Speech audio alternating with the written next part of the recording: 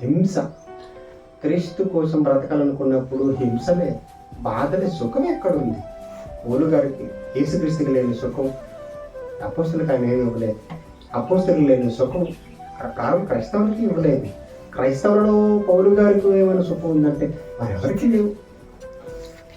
పౌలు చెప్పినప్పుడు అంటాడు, 2వ పత్రిక 2వ అధ్యాయంలో ఆయన సుఖాన్ని నేర్పేది. నేను కట్టుకున్నాను, నా బల ఆధిక్యం ఇది, నా రాజ్యం ఇది, నేను కట్టుకున్నాను, నాది అని గర్వంగా నెబుకద్నెజరు చెప్పుకున్నారు.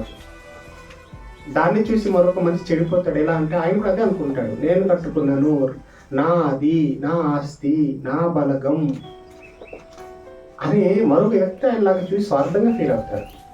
కానీ ఆయన ప్రజలకు ఉద్దేశించి మేలుకరమైన మాట అదేం చెప్పలేదు. కానీ పౌలు చెప్పాడు తిమోతికి, చూడండి ఆయన ఏమన్నాడు, 3వ అధ్యాయం తిమోతి 2వ పత్రిక 3వ అధ్యాయము 10 నుండి తిమోతికి చెప్పినప్పుడు పౌలు గారు ఏమన్నారంటే, అయితే నీవు నా బోధ, నా ప్రవర్తన చూసారు ఏమన్నాడు ఆయన ఏమన్నాడు, నా బలము, నా అధికారము, నేను కట్టుకున్నది, నాది, నాన్న పదాలైన వాడు. ఆయన స్వార్థంగా ఫీల్ అవుతాడు. ఆయన నెబుకద్నెజరు ప్రజల్లో స్వార్థం నింపాడు తప్పించి ఆ మాటలతో మేలు చేసేది కాదు. కానీ తిమోతి పౌలు చెప్పి చూసాము, నా బోధను, నా ప్రవర్తనను, నా ఉద్దేశమును, నా విశ్వాసమును, నా దీర్ఘశాంతమును, నా ప్రేమను, నా ఓర్పును. ఏం మాట్లాడు కదా, నాలాగా మీరు ఎప్పుడైనా చెప్తారా, నాలాగా మీరు ఎప్పుడైనా మారుతారా, నాలాగా నా బోధన వింటావా, నాలాగా విశ్వాసం కలుగుంటావా, నేర్పిస్తే చూసి నా నా నా ఆత్మీయ తండ్రి గారు కూడా అదే అంటారు, నాకంటే కూడా మీరు బాగా చెప్పాలి, నాకంటే కూడా గొప్ప గొప్ప సంగతులు తీయాలి, నాకంటే కూడా మీరు ఉన్నతంగా పనిచేయాలి, నాకంటే కూడా గొప్పగా మీరు ప్రజల ముందుకు వెళ్ళాలని. చూసావా తండ్రి. నెబుకద్నెజరు లాంటి మనుషుడు కాదు. నెబుకద్నెజరు నాది, నేను కట్టుకున్నాను, ఇది నా బలం, నా ఆధిక్యత, నా బలగం అని పెద్ద బిల్డప్ ఇచ్చాడు. దానివల్ల ఆయన కళ్ళ ముందున్న సామాన్య జనులు కూడా అదే నేర్చుకుంటారు. మా రాజుగారు అన్నారు, ఇది నాది, నేను నాది అనే గర్వం వాళ్ళకి వస్తుంది. కానీ పౌలు చెప్పింది అది కాదు, నా బోధ. అదేనన్నాడు, నా బోధను, నా ప్రవర్తనను, నా ఉద్దేశమును,